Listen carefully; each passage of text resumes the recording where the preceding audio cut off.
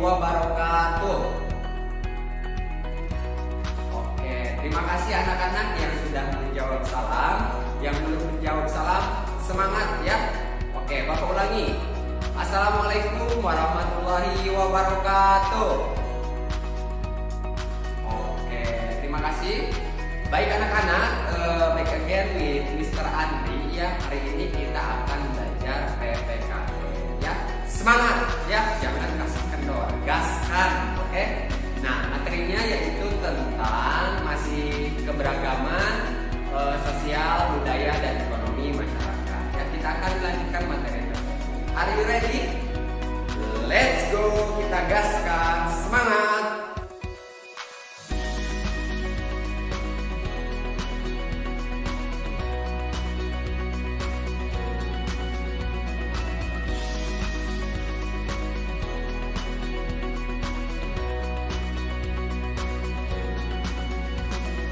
Oke, baik anak-anak, kita melanjutkan materinya yaitu masih di keberagaman sosial. Ya, selanjutnya yaitu dalam keberagaman sosial ada keberagaman tingkat pendidikan. Keberagaman tingkat pendidikan. Anak-anak, dalam suatu lingkungan tempat tinggal atau lingkungan bekerja terdapat keberagaman tingkat pendidikan yang dimiliki warga. Misalnya ada warga yang berpendidikan SMA, SMK, ataupun sarjana. Nah, ada juga warga yang berpendidikan non-formal, misalnya mempunyai keterampilan menjahit. Oleh karena itu, keberagaman tingkat pendidikan tidak boleh menjadi penghalang.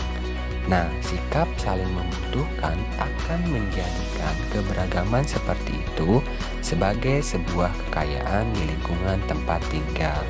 Kemudian anak-anak, untuk itu penting agar kita tidak mempermasalahkan adanya keberagaman tingkat pendidikan di lingkungan tempat tinggal kita ya. Hal yang terpenting adalah sikap saling menghormati, membangun persatuan, dan hidup secara damai walaupun ada perbedaan-perbedaan di masyarakat. Nah anak-anak, kemudian kita masuk ke bagian B ya, yaitu keberagaman budaya. Baik anak-anak, sebagai generasi penerus, mari kita mengenal budaya leluhur bangsa. Dengan mengenal budaya bangsa, kita akan merasa bangga dan semakin mencintai budaya tersebut.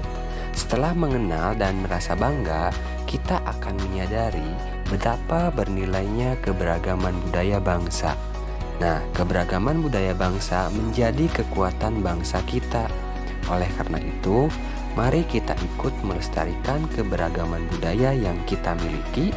Kita harus menyikapi keberagaman budaya secara bijak agar tidak terjadi perselisihan akibat adanya perbedaan antara budaya di suatu daerah dengan budaya di daerah lain. Nah, yang pertama dalam keberagaman budaya ada keberagaman rumah adat. Baik, kita simak baik-baik penjelasannya. Nah, anak-anak, perlu kalian ketahui, setiap suku bangsa memiliki rumah adatnya masing-masing. Oleh karena itu, negara kita memiliki beragam rumah adat. Rumah adat adalah rumah atau bangunan yang memiliki ciri khas suatu suku bangsa. Nah, setiap rumah adat memiliki bentuk dan arsitektur yang unik. Sejak zaman nenek moyang, rumah adat berfungsi sebagai tempat tinggal.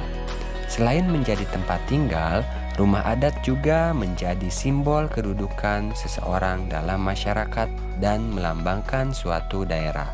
Nah, di samping kiri ada gambar rumah adat Jambi, rumah adat Aceh, rumah adat Batak, rumah adat Sumatera Selatan, rumah adat Kalimantan Tengah, dan rumah adat Sulawesi Selatan.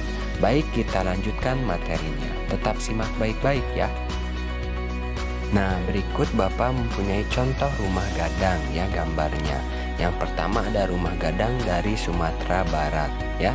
Itu gambarnya seperti itu anak-anak. Kemudian yang kedua ada rumah banjar Bubungan Tinggi dari Kalimantan Selatan. Nah, kemudian ada Rumah Bugis dari Sulawesi Selatan, anak-anak ya.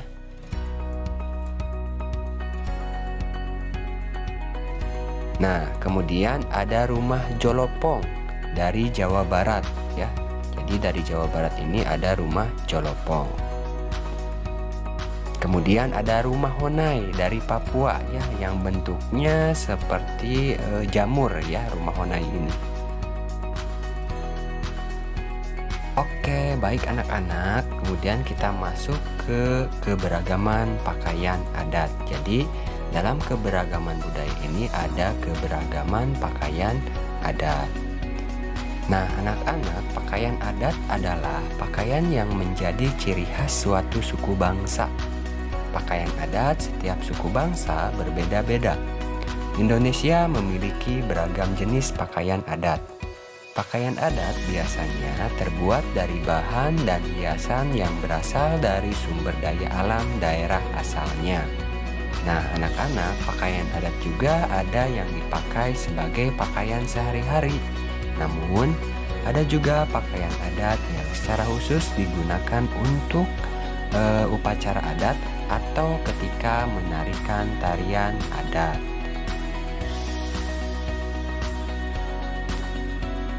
Oke, baik anak-anak, berikut Bapak tampilkan beberapa contoh gambar pakaian adat yang berasal dari beberapa daerah ya. Yang pertama ada pakaian adat Sumatera Barat. Itu ya contohnya seperti itu anak-anak. Kemudian ada pakaian adat dari Jawa Barat. Kemudian ada pakaian adat dari Jambi.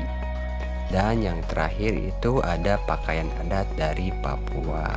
Nah, masih banyak beragam pakaian adat yang lainnya. Boleh silahkan kalian cari atau misalkan lihat-lihat di Google atau di YouTube beberapa contoh pakaian adat dan contoh rumah adat yang lainnya. Terima kasih.